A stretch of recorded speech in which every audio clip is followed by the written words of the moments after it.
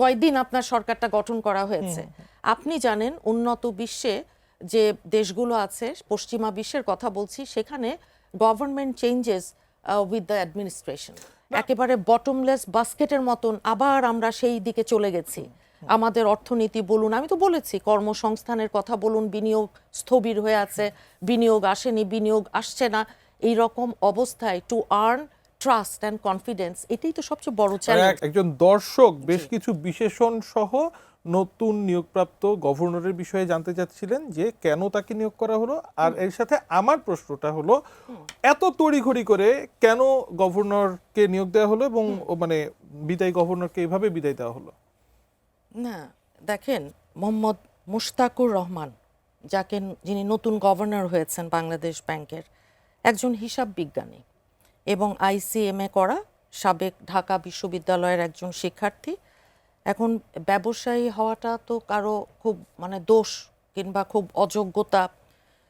অন্যান্য যেই গভর্নররা ছিলেন ওনারা কে কোন ব্যাকগ্রাউন্ড থেকে এসেছেন সেটা আমরা জানি, কিংবা আমাদের দেশের আশেপাশে যে দেশগুলো আছে আমরা যদি দেখি যে ভারত কিংবা শ্রীলঙ্কা, নেপাল, ভুটান, মালদ্বীপ, সেই জায়গাগুলোর যে কেন্দ্রীয় ব্যাংকগুলো আছে বাংলাদেশ ব্যাংকের মতন, সেই কেন্দ্রীয় ব্যাংকগুলোতে যারা গভর্নর হন তাদের হয়তোবা আপনার যেহেতু সেন্ট্রাল ব্যাংক, IMF এর কোনো অভিজ্ঞতা, ওয়ার্ল্ড ব্যাংকের কোনো অভিজ্ঞতার সাথে একটা PhD ডিগ্রি কিংবা বিদেশি কোনো ইউনিভার্সিটির ABCD ডিগ্রি, হ্যাঁ, সেটা হলেই যে একটা মানুষ আপনার সব সমালোচনার ঊর্ধ্বে, কিংবা মানে বিএনপি সরকার তাহলে সর্বোত্তম ব্যক্তিকে কেন্দ্রীয় ব্যাংকের গভর্নর হিসেবে পেয়েছে, তার চাইতে বেটার চয়েস এই মুহূর্তে সরকারের হাতে ছিল না। এটা আমি মনে করছি যে যিনি আছেন উনি যদি আমাদের বাংলাদেশের অর্থনীতি বলেন, প্রত্যেকটা সেক্টর তো ধ্বংস করে দিয়ে গেছে গত 4টা টার্মে, এবং গত 18 মাসে আপনারা জানেন যে অর্থনীতি, কর্মসংস্থান, বিনিয়োগ অত্যন্ত ভঙ্গুর একটা দশায় আছি। তো আমরা যিনি গভর্নর হয়েছেন ওনার কাছ থেকে আশা করব যে মুদ্রাস্ফীতি কি করে নিয়ন্ত্রণ করতে হয়, আর্থিক খাতের যে নতুন গভর্নরের স্থিতিশীলতা, কাছে তো নিশ্চিতভাবে অনেক অনেক প্রত্যাশা। হ্যাঁ। আমি জানতে চাচ্ছি হঠাৎ মানে আপনার কি মনে হয় না অনেক তড়িঘড়ি করে এই রদবদলটা হলো, এই পালাবদলটা হলো?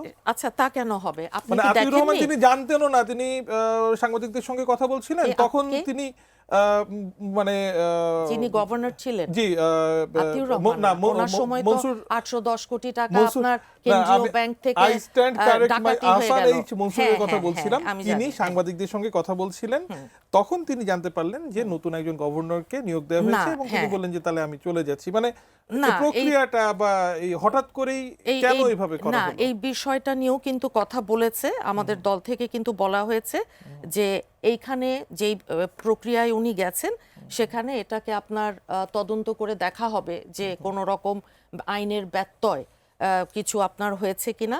এখন হয় কি, আপনি যেই কথাটা বললেন তড়িঘড়ি, হ্যাঁ, এখন বিএনপি আপনার 12 তারিখে ইলেকশনটা হলো, 22, 23, 24, 25, 26, 14 দিন, আজকে 14তম দিন, কয়দিন আপনার সরকারটা গঠন করা হয়েছে। আপনি জানেন উন্নত বিশ্বে যে দেশগুলো আছে, পশ্চিমা বিশ্বের কথা বলছি, সেখানে government changes with the administration.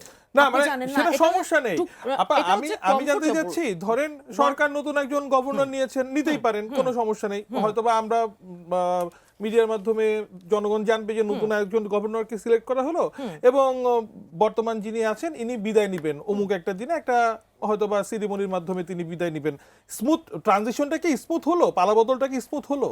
দেখেন, আমাদের দেশটা এখন যেই অবস্থায় আছে, এত চ্যালেঞ্জ পায়ে পায়ে, এখানে বিএনপি সরকার গঠন করেছে কিংবা বিএনপি 2/3 মেজরিটি নিয়ে এসেছে, সেই জন্য কেউ তৃপ্তির ঢেকুর তুলছে, এটা ভাববার ভাই কোনো কারণ নেই।